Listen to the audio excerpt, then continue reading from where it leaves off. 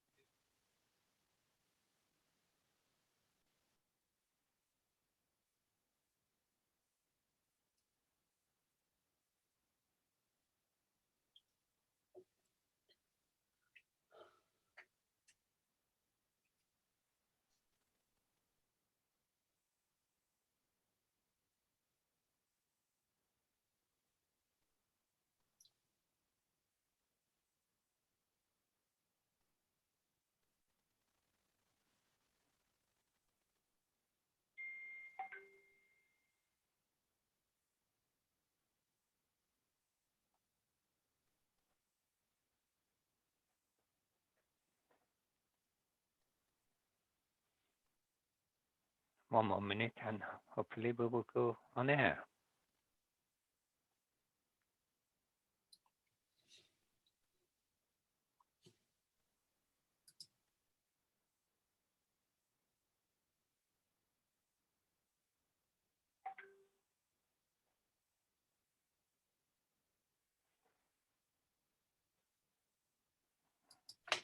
Okay, we think we can start, Anna. Yep. Hello, everyone. And it's, is it week 6, NASA? I think it's week 6. And we have the wonderful Debra Rue with us all the way from Hawaii, it looks like. Where are you in the world, Debra? You're in America? I am an American. I'm in Virginia and I'm not at the beach, but I wish I was at the beach. So this is a wish day. Anyway, I dressed with the sun in mind and I'm ready. Yeah. It's a wonderful background, very exotic. We like it. So yeah, I will kick this off. So welcome to Microlink's Great Change, Great Women webinar series with Debra Rue. Debra Rue is CEO of Rue Global Impact, a communications company that supports organizations achieve disability inclusion. They provide the tools necessary to help businesses become part of a growing group of international inclusion leaders and create positive social impact worldwide. Housekeeping section, there will be a Q&A at the end as usual, so please put any questions in the chat. Please be respectful to all others. We want everyone to feel welcome, safe and respected. Accessibility features, captioning service provided by MyClearText, which have been with us right from the start. So thank you, MyClearText. Switch on captioning at the bottom of the Zoom screen. Closed captioning shows subtitles, and you can follow the conversation with hashtag Great Change, Great Women on social. So where do I begin? Because I got your bio, Debra, and this is the first time we've met. I know you're great friends with NASA, but I haven't met you before. And I read through, I think, 4 pages of, well, I just don't know how you fit it all in, because you're keynote speaker, you're doing webinars, podcasts, you're so busy. I mean, even during lockdown, the list of engagements that you undertook was, well, it's extraordinary. That's ADHD for you, isn't it? I do call her the queen of chat shows, because she is amazing. And I mean, she's so highly respected, and yes. I've had the privilege of being on 2 of her shows in the past, and she's such a gracious hostess as well.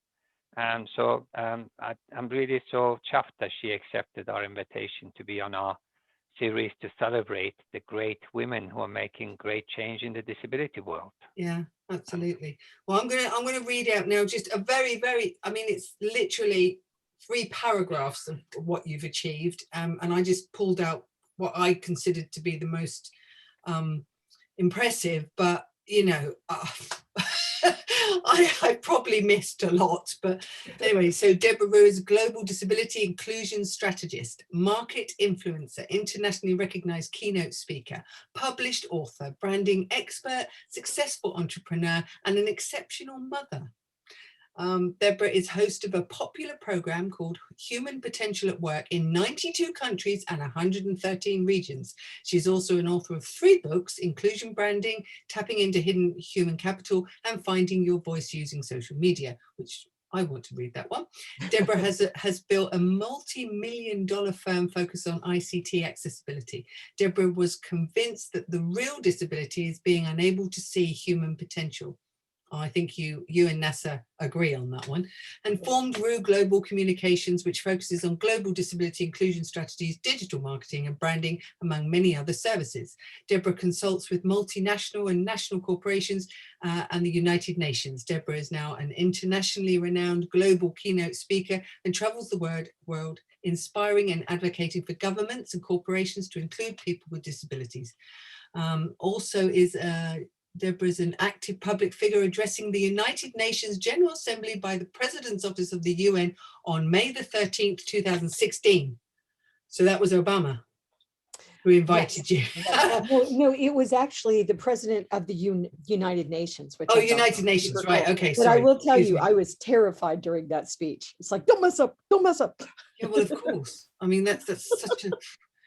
and the International Labour Organization's ILO, Global Business and Disability Network. And in 2008, the US State Department selected Debra as a global speaker and ambassador for the United States when visiting foreign nations and speaking on inclusion and disability. And that is just a tiny snippet of all the things that you've done. You missed the access chat. Oh, no. Well, yeah, it's access chat, but that's that's in the questions now. Well, yeah, but I mean, that is itself is a phenomenon. How many impressions and tweets and all that has been?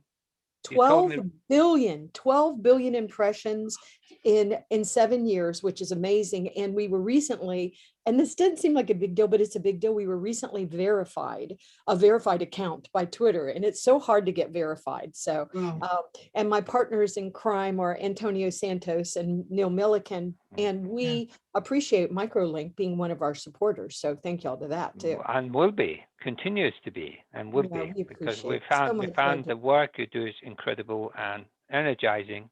And it's nice to have allies like you always. We're all stronger together, that's for sure. Absolutely right. Absolutely. So am I gonna launch straight into the questions? Yeah, well, Debra needs to. She's traveled far. That's right. Yeah, but she's very comfortable there on a tropical beach. So, tell us, Debra, how did you get started in the disability, inclusion, and accessibility field? Well, first of all, I really want to thank Nasir and Anna and Connor and everybody that helped pull this together. And I really appreciate, as a woman, that y'all are focusing on women in the industry. We still, it's so important that we look at these intersections. And so I just am very grateful for that. And also everybody that's joining the webinars, and a special shout out to Darren Rowan, my good friend that I see is on here. And we're all in this together. So it's so exciting to celebrate each other. So thank you so much. But to answer your question, Anna, I was in the banking industry. I was in the banking industry for many years. And when I was 28 years old, I had my first child. And 4 months after she was born, the doctors told us she had Down syndrome. And I personally thought that this little baby was the best, the prettiest, most amazing little baby that was ever born, as most moms do. Mm-hmm. And I was told, the way the news was brought to me, it was such a tragedy. And then I had friends, instead of congratulating me on having a new baby, it was like, oh, we're so sorry. And I remember thinking, why do y'all all think that my daughter's life is such a tragedy? I mean, she's really already I knew she was an amazing baby. So that sort of started my journey. I started thinking, I wonder what that means. How do I contribute? How do I help?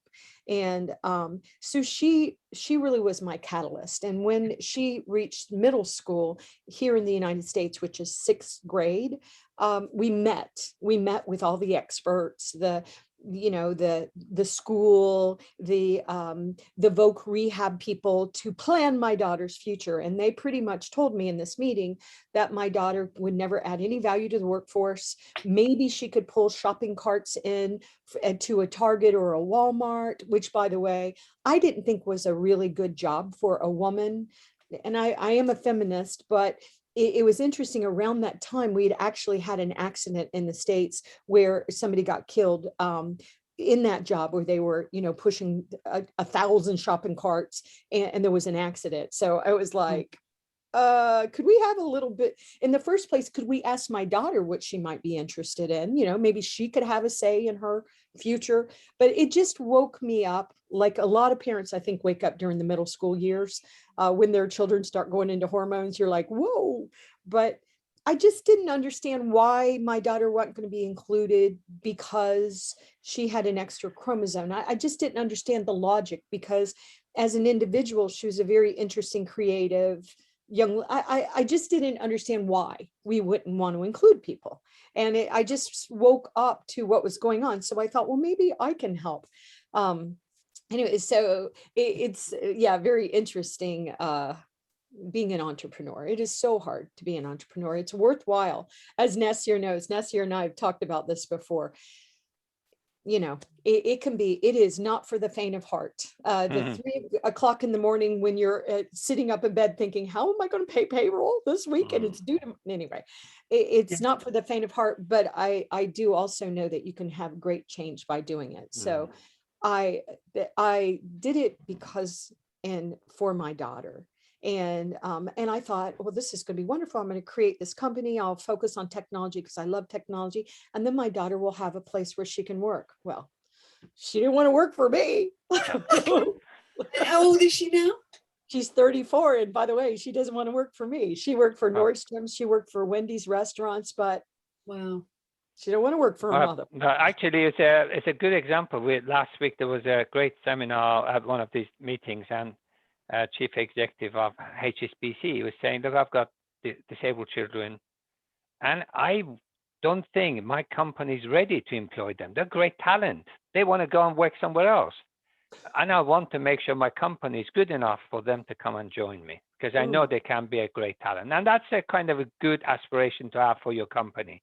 It's like saying, like if I was, somebody in your position, I want to meet my daughter's 20 years time and see what does she want to do, and I want to make sure that my business is ready for her to do that, and how do I make that change to happen. It's really a great way of philosophy of changing the world for what you want your children to do, and that's what I think we should be aiming for. Not about immediate, it's about the future as well. I agree. And we say that we give people with disabilities a choice, but often in situations like this, they're not given a choice. Now, I mean, once again, my daughter has intellectual disabilities. That's different from other. I mean, the thing that's so wonderful and amazing and complicated is that we are such a gigantic group, and we're so diverse within this group. I mean, so, but that's how it started, Anna. I did it because I didn't understand why society didn't see that my daughter was an amazing woman. And a person. Right. And a person. And I felt that society was disabling my daughter. Society continued to tell her she wasn't good enough. She wasn't thin enough. She wasn't pretty enough. All the crap that we tell each other. And it's ridiculous. It's ridiculous. Yeah, it is. We're all these wonderful multidimensional beings that add so much value, and we need to stop discriminating against each other and stop. I had mentioned Darren Rowan. He's going to regret joining today, but I remember one time I was Nasir, I think you were at this event too. We were at the ILO event in Geneva, and I was with Christine Hemphill, who I know was featured on this, and also I was with Dr. Caroline Casey, which was featured on your series. I love the women you're featuring, and we were dropping Darren and Caroline off at the airport, and they both said, and it just cracked me up because they sort of said it together, okay, come on, get your white canes, we got to prove that we actually are blind. And I'm like, what? And they started laughing and teasing it, and it's just ridiculous. People come up to them and question them whether or not they really need the cane. What we put people with disabilities through is amazing. People coming up on the street and saying, where are you going? I'm going to work. Why? You work? Oh, congratulations. So patronizing, isn't it? It's so patronizing. Yeah, it is. And people are trying to be helpful, but it's like patting somebody on the head when they're in a wheelchair. Sorry. Anyway. Yeah, Like, most what are you people doing? have their heart in the right place. It's just that, you know, over the years, we've become conditioned to separate people who are a little different and put them in a box, like, oh, they're defected or something. I don't know. And you know, I think that is changing now, Deborah. I mean, I've only been working with NASA for what, 6.5 years now. And from when I started to now, I personally, because I'm a newbie, let's say, to this world, have seen a massive change. Yes, But yes. it's I see actually it, even if NASA doesn't believe it. no, Been doing it's it for 30 years. I actually think the society has moved on. In fact, I believe people did that out of kindness. You know, Phil Friend is a great man. He was saying that, you know, they used to keep people like him who was with polio and he was wheelchair user. He said they would keep us in hospital for our own sake because we'd not be able to look after ourselves. I mean, that's like kindness to the extreme, rather than say, hold on, this person is a great guy, can do great things and give him an opportunity. So the society has moved. Definitely the attitudes are changing. It's just now to convince them people can do great things. And there are role models out there, which, you know, Stephen Hawking probably more than anybody else was in the eye of the public, a great scientist buried in the body that he couldn't do anything with, but he still managed to communicate his thoughts after the day he died. So yeah, people are accepting that, but we now need to prove to them this is not act of kindness or generosity, it's because people deserve to have that break and they deserve to demonstrate they're capable. And I want to say that Darren, I just have to read this comment because it cracked me up. Yeah, it's funny. And so Darren said, and so if y'all don't know Darren, he's a little bit of a wise guy. Thanks for the mention, Deborah. Caroline, of course, did have a sexier cane than I did at the airport. Hers were probably covered in sequins or gold, you know, glitter, because she's Absolutely. everything is. Yeah, and she had the angel it's very wing visual. jacket on. Yeah. When I watched Caroline's TED talk about her visual impairment and didn't actually tell anyone, I said, that's me. That was me up to the age of 16. Nobody knew I was blind in one eye or virtually blind in one eye. So I just carried on as if nothing was different. But in actual reality, things were different. I was struggling like nobody's business. So I think I identified exactly why she did it, because she felt it's normal.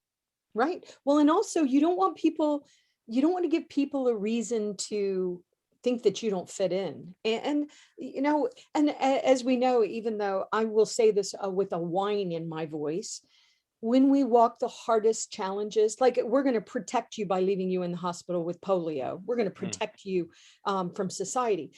The hardest walks we walk are the ones we learn the most from. Right now, some of y'all know, and very sad that and my husband has late stage, they call it Alzheimer's now. You can put whatever word to it you want. It's a very sad walk. And my husband was hit by a car when he was 11 years old. He had just gotten his kite up and flying, and he stepped in front of a car. And unfortunately, the driver had been drinking at 10:30 in the morning. But so 2 mistakes were made, and my husband sustained a very bad traumatic brain injury. He died on the scene. They brought him back. He was in a coma for weeks. He didn't go back to school for months. The reason why I'm saying all that is, unfortunately, his brain is going to age much differently than somebody whose brain was not hit by a car. And so he grew up, got married, had 2 children, had a career in technology, but now it's very interesting and horrifying what's happening. But at the same time, even though it is so hard, there's the beautiful silver linings that keep popping up. For things like, for example, when my husband sees something that astonishes him now, we watch a lot of YouTube, and where the drones, where they're flying over the countries, and we saw one in Sweden, and it was just breathtaking scenery. And my husband will laugh when he sees something that surprise and delights him. He laughs now. And so and he sees people, and he sees people around, and he's comforted by it. And whether or not And I told his neurologist about it, and his neurologist was like, is he scared? And I said, no, he's not scared, and we don't want any medicine for this. I mean, maybe I'm a spiritual person, and I believe that maybe he's being prepared for something anyway. But we have learned so much about each other. Our love has grown even stronger. So when you don't allow people to participate, they miss out on those opportunities too. Yeah, it can be really hard. But I what actually can I learn?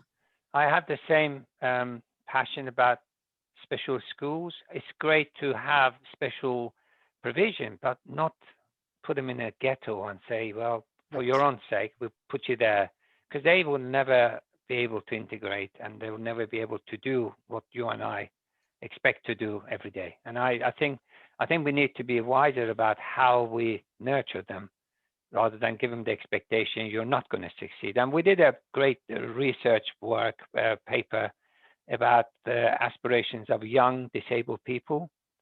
And the biggest barrier to them is that expectation, the low expectation by the teachers and by their parents. And they just come out of education thinking, I'm a failure, I won't fit in, so there's no point trying.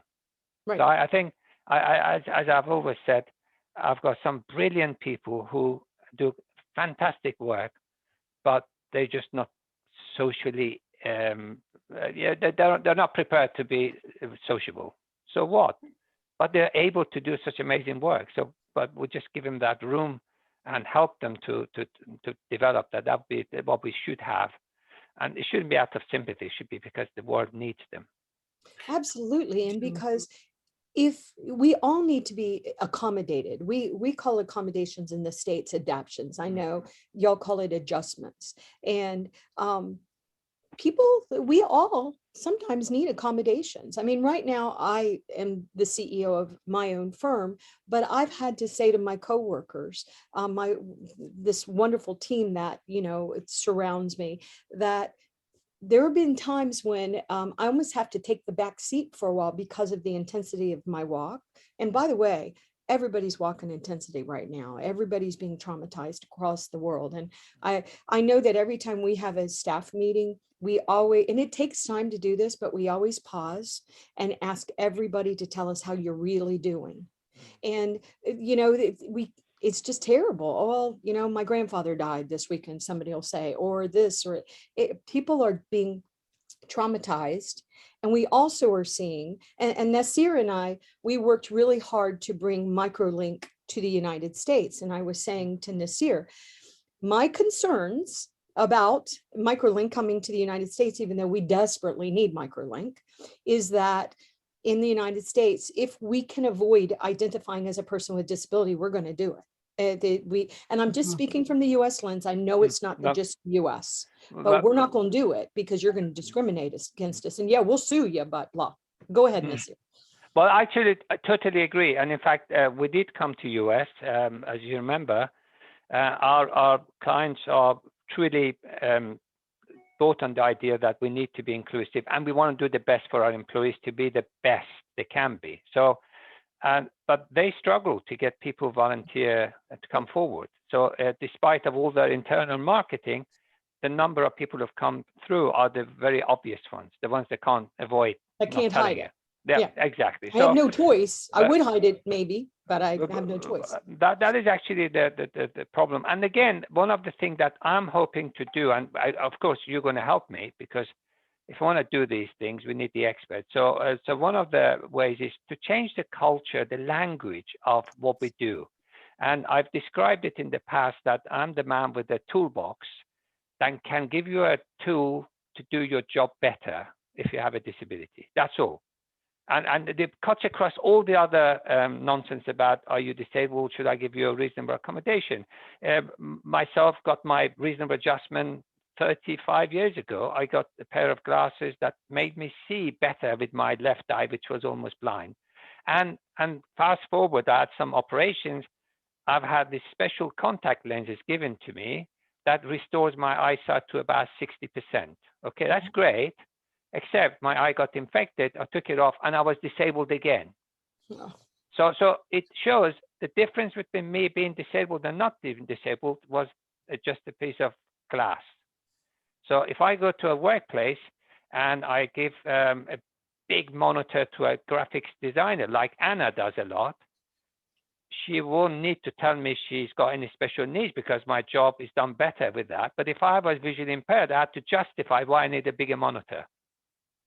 Yes, So it's such an important topic because I know that in the States, I've been interviewed multiple times on this topic. And one time I was being interviewed by a national television station, and I knew what they wanted, but I wasn't going to give it to them. What they wanted me to say was that only people with disabilities need accommodations or adjustments. And I wasn't going to say it because I don't agree with that. And so they wanted me to give an example of, at the time and still, 90% of my team are professionals and technologists with disabilities, very proud of their lived experiences that they have. But so what I did was I told a story. She said to give an example. And I gave an example of one of my employees at the time that was not disabled, but he had gotten in a car accident and hurt his shoulder really bad. And at the time, I know it's a little different now, but one-handed keyboards weren't very common. And you probably could speak to this more these days, but there's a lot more keyboard options than there were at this time. And so what I did was I gave him, we got him a one-handed keyboard so that he could continue to be productive, because this was a 6 months period and I wanted him to be productive. I am a business owner. And so, but then I also went on to tell about somebody on the team that wanted to coach his daughter's little league baseball team. And so he wanted to leave early on Tuesdays. That's an adjustment. That's an accommodation. And you do it as an employer because this is talent. You want people to be happy and, to be productive. And so, but then I also explained that I had employees that were blind that used screen readers and, large screens and things like that. But I wanted to, and I know we're all doing this, start break down some of these barriers about needing an accommodation. If I need an accommodation, a stand-up desk, because I have constant back pains all day that really get in my way of being, productive at work, let's accommodate you. And not to mention, and I know that I'm preaching to the choir here, but a diverse workforce equals innovation and creativity. I've told this little silly story on air before, so sorry if people have already heard it, but Mattel wanted to give Barbie artificial intelligence, one of the Barbies. And my daughter and I are big fans of Barbies. So so what they did was a small group of programmers they programmed Barbie to answer questions. And so then they were going to showcase this talking Barbie doll with artificial intelligence at a conference. And they arranged questions to be asked. So one of the questions was going to be asked, there was going to be a conversation between Barbie and a little girl. So Barbie starts and says, "Hi, what do you want to do when you grow up?" And the little girl said, "I want to be a computer scientist." And Barbie said, "Well, have you ever thought of a career in fashion?" So right, as we laugh. So when the women in the audience finished ripping off Barbie's head, it turned out it was a programmer of all white males, small team of all white male programmers. Anybody in the diversity would know, we immediately knew, all women knew what's wrong with that answer. I can be a dang computer scientist. I'm a great computer scientist just because I'm a little girl. How dare you tell me to go in fashion? But with diversity and innovation and creativity, that is what you get in the workforce when you include people with disabilities and other diversity. And we need adjustments to do that. Sometimes we need adjustments. We need accommodations. It shouldn't be so difficult though, should it? No. Do you want me to be productive? Give me the tools I need to be productive. I mean, glasses are tools. Right. Yeah. My mouse, my keyboard, my big screen, it just lets me do my job. I have a And- great chair, and why not? And most people will need, because of a hearing loss with age, most people are going to need some sort of a device to be able to hear. And that's no different. If you're young or old, makes no difference as long as you can communicate. And that's what we miss when we have a condition. And certainly all the tools exist to restore communication loss if you have a condition that stops you doing it. And that example of a one-armed person, that is really a good one because it's a temporary issue, but you still need something to get by. If you are permanent, again, that is no different. It's the same tool. I mean, Right, and also, I would have recommended Dragon voice okay, dictate as well, because it'd be less frustrating for someone to learn. I've seen those one-handed keyboards, by the way, Maltron. It's like shaved into it. It's really great, but it takes a bit of getting used to.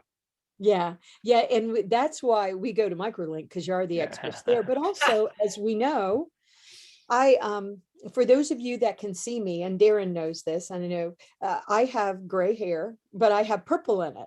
And I think, what the heck? Let me put some purple. I'm over 60. And I want to be proud of my age, but at the same time, I want to respect younger women. I know the day I turned 60, there was an article that 60 is the new 50. No, it's not. No, it's not. 50 is the new 50, 60 is the new 60, 40 is the new 40. Let's honor each other and stop finding all kind of reasons to say we're broken. But as we live our lives working, we change. And unfortunately, I'm so bummed about this, but I now seem to be having really bad. I'm actually going to go to the doctor, but arthritis in my fingers, and I've got it in my and so this year when it got real cold in Virginia, I couldn't believe how bad my fingers hurt, and then it's progressively getting worse. And so I now am trying to think how to accommodate myself, because this is new to me. I was talking to Kate Nash, another of the wonderful women you work with. I love all the women that you're working with, and Nancy Doyle. Yeah, y'all did a good job. It's just amazing. So, but I was asking her, and I went to David Baines, who I love, and Neil Milliken, my partner at Access Chat, and I'm like, okay, how should I accommodate myself? I was coming to you, Nasir, too. But you're going to ask me, because I will give you a solution. Yeah, and I need a solution, by the way. You can have one immediately, seriously. Okay, good. I will get one, because we're actually just doing a round of promoting healthy working from home. And obviously pain is a big issue for people not sitting. So we are currently, I mean, this is not plugging for our promotion. This device that you see is an electrical impulse. It sends through your parts of the body that it hurts, and it reduces the pain quite significantly. Wow. Especially people. I have one of my employees who had an arthritis in the knee, and literally he was coming to work on a wheelchair. Since he's tried this one, he now has been bicycling to work 30 miles a day. Oh, wow. And he hasn't missed a day off work. And it doesn't cost, it costs about $100 if you buy it in the US now, it's in your catalog. So this device has helped me to sit behind my computer. It's not healthy, but I've been sitting behind my computer for 8 hours a day, most days. Even though I've got the best chair, I do get the lower back pain. Put this on, and a few minutes later. And in fact, they have a good device for you. You wear gloves, and this pulses go through the actual thing. That's one issue. And there are other things I can tell you offline, because you don't want to give all the solutions for free. And that's what happens to us human beings. As we're living our lives, sometimes our lives change. And so, as if I didn't have enough going on, dealing with the pandemic, trying to keep my company stable, my husband's, and then my daughter she was living independently, but she now has made a decision to move back home, which I'm happy but sad about, because I want her to be into blah, blah, blah, all the things that float around your head. And then my fingers start hurting. So that's why we need not to make it a commercial about Microlink, but that's why we need it. But yeah. And Anna, I know you made some comments. Ooh, we're getting wonderful. Turmeric shots are great for inflammation. Thank you, Debra.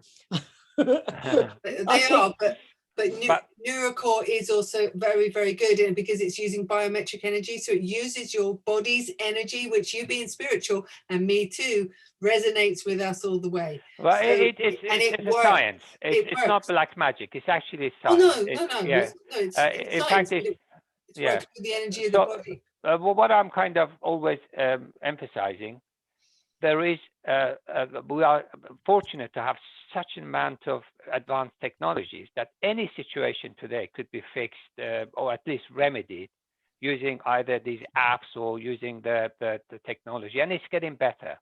So there should no longer be any barriers for people to do their job or achieve what they want to do. I mean, Right. imagine Stephen Hawking with his, he wasn't even using most of the technology. He was using that head mouse thing, and he managed to get his meaning across for so many Oh, years. yeah. But And it's but I agree with you, Nasir. I agree that we got to look at the science and all of that. But I also believe that the point that Anna made is also valid in that there are some of us that yesterday when I was talking to Kate Nash about something else, and I brought it up because I know that she, has really, dealt with really severe arthritis in her life. And she asked me a question that I'm going to shamefully admit here on air. She said, "So what did the doctor say?" And I said, "Well, I have not gone to the doctor, even though I can telework. I mean, I can do telemedicine, but I was almost afraid, and I'm going to go to the doctor. By the way, I'm making an appointment today, but I didn't want to hear the diagnosis." And I thought, are you 2 years old, Deborah? What are you doing? You're in this field. Yes. But Be brave. We'll send you your call, but in the meantime, be brave, Deborah. well, that's right. I mean, there's always a different way of doing things as well. So Right. if you can't do it one way, do it a different way. And I think that's what I find, that ingenuity in human beings, you'll find a solution somehow.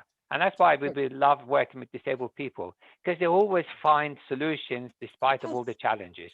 And Problem that's, solvers. yeah, half of my employees are disabled, and I'm proud of it. Right. And I've never done that by decision or choice. I don't go out looking for them. They come, they apply for the job. I know they can do it, and we support them to do it. And it's been the best company in the world for what we do. And it's because I've got so many great people. Right. And, I also want to say that there are people that think that they understand the complexities of these issues, right? Just looking at it from the adaptions, the adjustment, for example. But you really do need to have experts doing this because, for example, I'm telling y'all that I have, I assume arthritis in my fingers, and I'm scared of drugs because of even though I'm fully vaccinated, I did it because I want to move around, but the side effects of drugs worry me. So the spiritual aspects, if you can tie spiritual aspects to this, that speaks to me based on who I am as a woman. And so I appreciate the science, but I think, wow, if I could do something like the biometric energy, that can tie to what I believe spiritually, that makes it more appealing to me. And I know that part of what we have to do is you have to make it also appealing to the person that you're working with, right? So I have a problem. I didn't realize, because I'm new to this, that my fingers would get so painful that what surprised me was I went to pick stuff up and I dropped it. That scared me. I thought, okay, that's not good. I'm having finger weakness right. I mean, I just haven't I didn't have lived experience with arthritis, even though I do believe I've been probably living with it in some ways for a while. But so knowing how to solve it and how to talk to the employee in an empowering way, the managers around them, the HR people, this is something in the States when you talk about adjustments and accommodations that we struggle with. We're really, really struggling with. And so people that could become more productive and have less pain during the work and everything else, they don't even have they don't realize the benefits of these conversations because we're not, unfortunately, having them in meaningful ways in most countries. Well, and that worries me. I think example of my colleague Scott, that he works in the warehouse. He was off for 2 months a year ago. And according to him, because he's just somebody, the company who makes these, published a case study on him, and he hasn't missed a day work in a year since he's had it. So that's, and it cost, the whole thing cost about less than $100. So you could imagine the ROI on that is quite phenomenal. And we have a lot of examples where people had very little change to their working environment. Different tools, maybe, as you said, like be a bit more flexible on the working hours, then the productivity goes through the roof. And another thing I've been thinking a lot about, and I know we're messing Anna up with the questions. Well, I've kind of given out. I mean, you are kind of following in some way. You're touching on everything. I was going to say, and I will ask you one in a minute because I want to ask question 8. Okay, then I'll just make a quick comment because we were loving on our wonderful Dr. Caroline Casey before. And of course, a lot of us have supported the Valuable 500.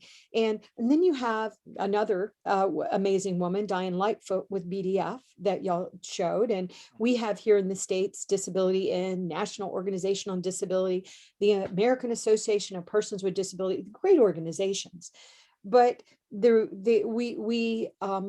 I'm seeing happening is that we're creating wonderful demand to employ people with disabilities and to retain people with disabilities and promote people with disabilities. But we cannot do that if we are not appropriately accommodating. They just can't bring their best self to work if they don't have adjustments and accommodations. And so the point I'm making is there is the supply and demand, and I'm worried about the supply. And so we're creating this wonderful demand. 500 CEOs at the World Economic Forum want to include people with disabilities. Yay! You have amazing, I mean, we're picking on Darren in here. Darren represents Lilly Pharmaceutical. They care about inclusion. They want their employees. So you have these corporations stepping up, and I know you're working with a lot of them, but we have to really encourage people to want to self-identify and be part of our community. And Nasser, you made a comment to me a couple of, I don't know, months ago about a CEO that came to you and asked you to test him to see if he had dyslexia because, quote, he said it would be cool to be neurodiverse. And by the way, it's cool to be neurodiverse. I'm neurodiverse.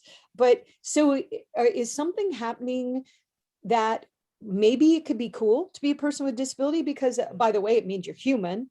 And how does it tie into all the things we're talking about, Anna? So I will. No, that actually a very good point. You brought that up. And that person was so good saying, I have a guy who couldn't walk through the door without knocking himself into the furniture. He's hugely dyspraxic, but he's the brightest person in my room. As soon as there's a problem, he's the first to find the solution. So why do I care if he's got any condition other than he's the best person I've got? So I think that tells a lot about what people can do. And we're not really doing this just to say, oh, well, disabled people are special. No, they're like anybody else, but Right. they have an extra dimension. I grew up with a visual impairment. I managed to do things other people couldn't do. I could memorize the whole book without actually having to see what's on the blackboard. And that's what saved me from failing in our education. And that stayed with me. I have a very good memory. I never take notes in meetings. I have never taken notes in meetings because I can't concentrate. Wow. But I can go back and write a big book about what was said and who said, and because it helped me develop a skill that I would not have had because I had a visual impairment. So I would say I think the way to do it, and I totally believe in the movement is in the right direction. CEOs do pledge for it, but at the end of it, it comes to that making that accommodation adjustment. If you don't do that, everything else is empty talk. You're right. I think we've got to reduce that to the art of what is the right tool for your work? What is it you can't do? And here's something you need to use, and here's how we teach you to use it. Get on and do it. No more excuses. And if you do that, then we will have a truly inclusive workplace and a truly inclusive society, because extend that argument back to schools. If a child can't read and write, does that mean they can't be good historians or good mathematicians? They just can't read or write. Give them the tool to read and write, and then let them develop their talent elsewhere. And you know, and I'm going to say this one comment and then turn it over to Anna so she can ask her question. Please, so sorry, I can just Anna? At least ask one question. Yeah, poor Anna. Or two. But we also, there's so many nuances, right? And so I read a story this few years old in Denver where 3 gentlemen that were blind were hired at a big corporation, and they were just so excited. This was actually like 2002, so it was a long time ago. And so they hired these 3 men. They used screen readers. Well, unfortunately, the main technology software that they used in this company was not accessible to the screen readers. And so the 3 men got let go. And then of course, the Americans with Disability Act and our lawyers got involved. But so there's all these moving parts. We have to accommodate people with adjustments and accommodations. We have to make sure technology is accessible to people, all people. We have to humanize technology. Now I'm going to stop. Anna, your turn. Sorry. Well, I'm Yeah. just looking. I'm looking at the questions. I mean, I have questions about COVID and all that, but I'm not going to go there because we're almost. Well, we've got 15 minutes left, and I'm sure if anybody's Sorry, got Anne. any questions, please put it in the chat. But looking to the future, why do global corporations need to care about their customers with disabilities? Well, Can their efforts also support their global branding efforts? right, right. And, right now, we are very distrustful in the world of corporations. I know in the Yeah. States right now, we are very concerned about our technology companies. I mean, we're talking in the States about breaking apart some of them. And by the way, I don't think that's a bad idea. It's going to be messy, but I don't know that you need to be $1 trillion company owning everything. There's things that are happening in the States that are worrisome to me, to a lot of us. And so it's just very important that corporations understand their role in society. And I work with large corporations. I know y'all do as well, but we have expectations of you. If you want us to come and work for you, if you want these young, talented people to come and work for you, you want to be considered a work place of choice. Well, you have to make sure that you're including people with disabilities and diverse candidates. And you have to be a company that is making social change. We don't want you just taking, which is we see a lot right now, right? From the many of the large US technology companies. What are you doing with my data? Stop it. You're not making enough money yet. Cut it out. So there's a lot of distrust with corporations and they know it. And they're very concerned about their brand image, which is why I wrote branding, inclusion branding, because one way you can tell the world that you are one of the good corporations that are trying is by including us as customers, letting us tell you how we're using your tools and services and solutions. I know you have Christine Hemphill on, and she talks about design, but design for humans, and humans sometimes get to a certain age and they get arthritis. Humans sometimes are born with disabilities. Humans are diverse. So I'm always preaching to them about humanizing technology and telling us what you're doing. Don't just assume we know what you're doing, big corporation. Tell us what you're doing. Include us. I think the magic formula is that those people who are having those health issues because of age, the baby boomers, are the ones with the money, because nobody else has got money. They're the ones who've actually got wealth accumulated and they want to spend it. And they've all become quite good at using technology in the past year.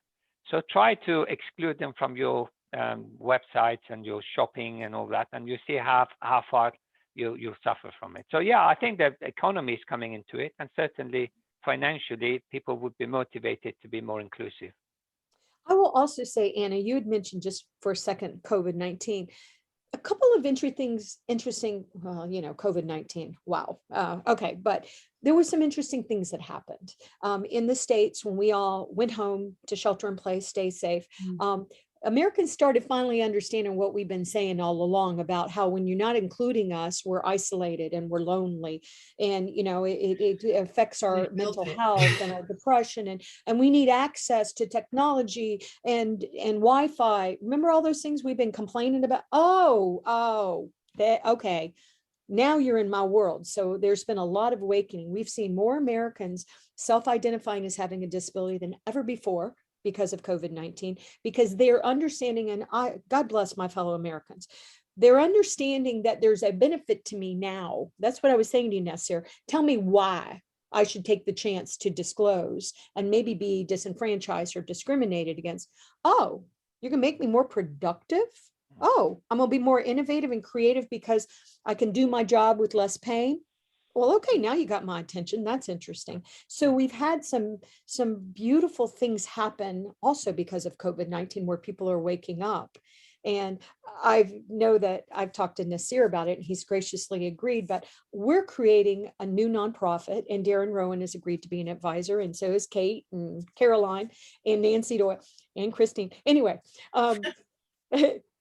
called Billions Strong. Yeah. And it's a nonprofit focused on identity of us coming together and really, really living our really embracing our lived experiences, but also looking at the intersections.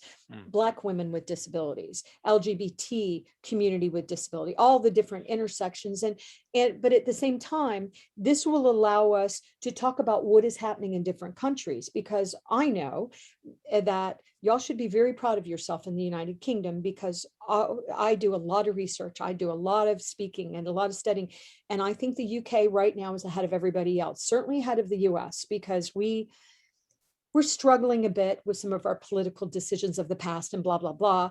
And we're trying to figure out who we are in the States, but we're seeing innovation coming from the UK that I'm actually trying to encourage more American companies to embrace. But another thing that happened during COVID-19 was, once again, people started identifying, they started asking for more accommodations, but also the corporations started understanding a little bit more what we were talking about and saying, oh, okay, now it's almost like everybody's starting to understand what we were talking about. Because And they're I feeling it.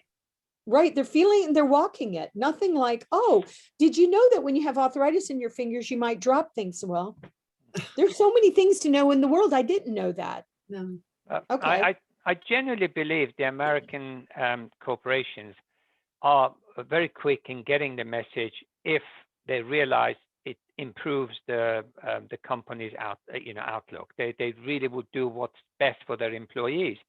But when it comes slightly mixed with the message of legal compliance and risk of getting it wrong, they run a mile. So if we could reframe that conversation to them in a much more meaningful productivity language, they will probably say, yeah, well, why don't we do it? What are we waiting for? I agree. And I think now is the time, because now everybody's sort of getting what we're talking about. I thought that they understood what we were talking about, but I would hear things often, nice to have. Yeah. Oh, you're such a good do-gooder. Okay. No, I'm not a do-gooder. I don't understand why we're not including people that can add value to the workforce. You're worried about your taxes? We want to be taxpayers. Let's be taxpayers. But accommodate us. Make sure, use the right experts. There's complications with including people with disabilities. And so I always say to myself, stay in your lane, stay in your lane. For example, I was talking yesterday with Kate, and we were talking about their employee resource groups and the people that have come together, and they're speaking to each other and helping each other. And that is how society moves forward. That's how we do it. But there's never, I believe, been a better time. Also, I was nagging US corporations to join the Valuable 500 and to join the ILO GBDN, the Global Business Disability Network. And I was hearing a lot of about, yeah, we're doing it in the States. And I'm like, no, if you're a global company, be a global company. Stop saying you're global just because you're sitting in the States. If you're global, be global. And so now they're getting it. So they said the US companies started rushing to Caroline to get in there. So big corporations in the US are like, no, never mind. We do want to come. So now we have a much more balanced amount of American corporations that are global corporations that have joined the Valuable 500. And we see more of them joining the Global Business Disability Network and being engaged in the BDF and Purple Light Up. So we actually really do need microlink. We need microlink, and we need other innovations that we're seeing in the UK coming to the US. So the US, we're such a beautiful country in so many ways. And yes, we screw up a bunch of stuff up, but we also land of opportunities for sure. And if you want a big change in the world, you start in US, because they're able to do that if they get the right people behind it. And one thing to scare everyone off, but not a big, I'm on the UN's, it's called Global Business Coalition for Education. And by 2030, there'll be 850 million kids not have the necessary skills for the job market, because education is also failing, lack of funding. And a lot of those are children with disabilities as well. So it's a huge problem to fix, and corporations really need to look ahead, invest in the future, and the technologies we're talking about today in the workplaces are the same who could help those children succeed in classrooms. Right. And COVID has made that also better because we can now do remote. If you can't reach a distant village in one of the war-torn countries, you can reach to them using the communications and modern communications and better methods of delivery. So accessibility has become all that important. Right. Can I ask a question? Sure. Go on. It's your Can show. I? Because I know it's supposed to be my show, but it hasn't been today. Sure, But Anna. that's okay. That's okay, because Debra's so passionate, and it's been such a wonderful hour to listen to. I love listening to passionate people. Passionate people change things. Oh, thank You you. know, if you're not passionate about it, you can't keep doing it. You can't keep going. You get tired, and Yeah. then you just, I can't be bothered anymore. What's the point? So you have to be passionate, and you are, Deborah, and that's refreshing. But I read what are the 17 sustainable development goals that the United Nations outlined? I haven't heard of that. I haven't. So excuse my ignorance there, but what No, are no, they, no. and why are they so critical? Well, the United Nations came together, and I know Nasir can talk a lot about this as well, but created 17 sustainable development goals so that we could take care of the biggest problems in the world, taking care of Right. our ocean, ending poverty, education for all that Nasir just mentioned. Okay. The land Health. above sea, the land. So we are living on a living planet. Our planet is alive. We have to care for our living planet. We have to care for all the humans, and we have to care for all of the other inhabitants. We have to be better stewards of the world. I think maybe COVID is telling us this. So, so of those 17 goals, and I don't have them all memorized, but so they're the biggest problems, pollution, plastic. I'm trying to think what I'm missing this year, but nutrition, health. Nutrition must be a big one, because it is a big one. Is mental health. But nutrition, lack of nutrition is the biggest cause of disability in the world. Tens, hundreds of millions of children have underdeveloped brain because of lack of nutrition. Right. Well, it makes sense. So it means there's no job gender for them. equality. Gender equality is one on there, which we say that women are the largest minority group in the world, but hello, sorry to tell you, we're the majority. There are more women than men, but still we're considered a minority group because we're so disenfranchised. We'll talk about how much I, as a white woman, get paid. So a man will get a dollar, I'll get 70 cents. But then my sisters with darker colored skin, or my sisters with disabilities, it just keeps going down to, it gets to women with disabilities. You're about 20 cents on that dollar, using, US terms. But so, but the 17th goal is all of us partnering together and collaborating and solving the problems. And so we're putting in, of the 17 goals, Anna, 11 of them impact people with disabilities. So it's very important that we, as a world, come together and focus on implementing these sustainable development goals, which tie into climate action and tie into education for all and poverty. And we have to have the will to make the world work better for more people. We have to. And one way we can do it is by following the United Nations Sustainable Development Goals and trying to help implement it. And I hadn't heard of them, so thank you for educating. And I'm going to look them up, and I'm going to share them on social media for our followers.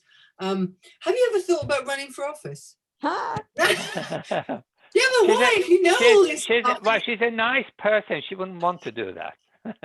Or advised, because you know all this stuff, so you know how to fix it, and you know all the people in all the sectors that could fix it. Well, they said if you have an ambition of changing the world, don't become a politician. Yeah, I know they say that. Anyway, I am doing Rev Up Virginia. Rev Up Virginia, look at you go. There's a Rev Up National in the US where we're trying to really make sure that people with disabilities come out and vote. Not only do we want you to vote, obviously, we want to make sure that our voting is accessible and we are accommodating you. And we want more people with disabilities to run for office. And that's another Yeah, thing we're going to do why at not? Billion Strong. We'd like to support and really encourage individuals with disabilities to run, become political leaders at the local, national, and the local, state, and national levels all over the world. I mean, Why not? let's come together and let's protect each other. I mean, Mm. we're over 1 billion strong. I mean, the World Health Organization says 1 in 7, 1.1 billion. Well, in the States, we are 1 in 4 adults with disabilities, according to our CDC. And y'all are 1 in 5. Canada's 1 in 5. Australia's 1 in 5. We are a lot of people. What would happen if we all came together? Came together. I think. Yeah, we bought from each other and we hired only designers with disabilities, and we just think what we could do. That's what we're going to try to do with Billion Strong. That's why we have all the partners. I'm going to, well, I put links in the resource page, and you know, they can just get in touch, and they can, you put it in the chat there. Wonderful. Yeah. Because we are out of time. We are 60 minutes later, and it was zoom, and you told us so much. I'm sorry we didn't stick to script, but hey, you answered everything, and I hope everybody had a good time, and we certainly did. How about you, Nessa? I loved it. I never get tired of speaking to Debra, and in fact, I'm supposed to be talking to her about sponsoring her Access Chat, which we never talked about, but we'll do but that it's in offline. on the resource page, so everybody can. I mean, Access Chat is a great resource, and certainly, I certainly want to talk to how we can support Debra to keep it going for longer and longer. Anyway. Yeah, we all have to support each other, and we need. Well, I believe that the United States needs Microlink to come over and help us. I'm begging Kate Nash to come over. I mean, we need the innovation coming out. We're coming. Try to stop us. We are working on it. We need y'all because we're spending a lot of money on this, and a lot of the money that's being spent, unfortunately, is not having positive impacts on our community, and I have a problem with that. Speaking of politics, so that's why I'm supporting the politics. One thing I would say, and this is not a commercial plug-in, but if the cost of making an adjustment for a person to be 30–50% more productive and reduce their absenteeism by 80% is only about $800 per head, why would they not do it if it's equivalent to about 3 days of them being off sick or signed off sick in a year?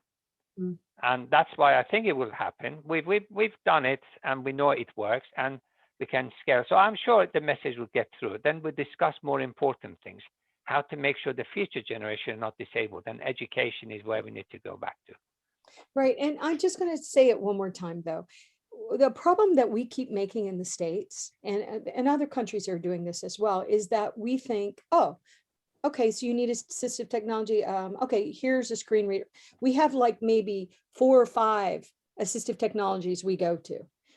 Instead of really looking at what do they really need, which is what y'all were just talking about when we were talking about the arthritis. So we have to not give somebody a catalog of AT.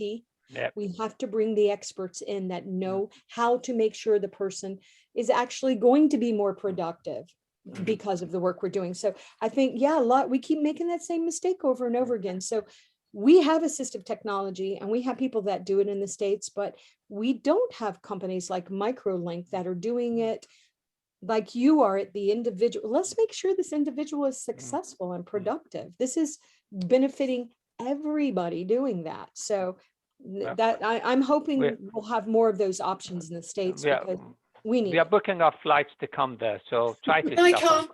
That's please. Well, do you want to come to the States? Really? We have overrun by 3 minutes, and I think honestly, I have to go. But if I keep this conversation, we'll run for 2 more hours. But I'm thinking of our guests and our audience, who are obviously busy people. So. But they're slowly dropping off one by one. I can see that it's like the numbers are going down now. It was fantastic to have you on, and I will be obviously forever grateful for your, generosity, giving your time to be here. So we will catch up with you, and we'll talk about great. We'll have you on again. Yes, we will. Thank you all. Thank you for supporting women. Thank you. Thank you again, and look after yourself. God bless you. You too. Thanks, Nasir. Thank you, Debra. Thank you. Bye. Bye-bye. Bye-bye.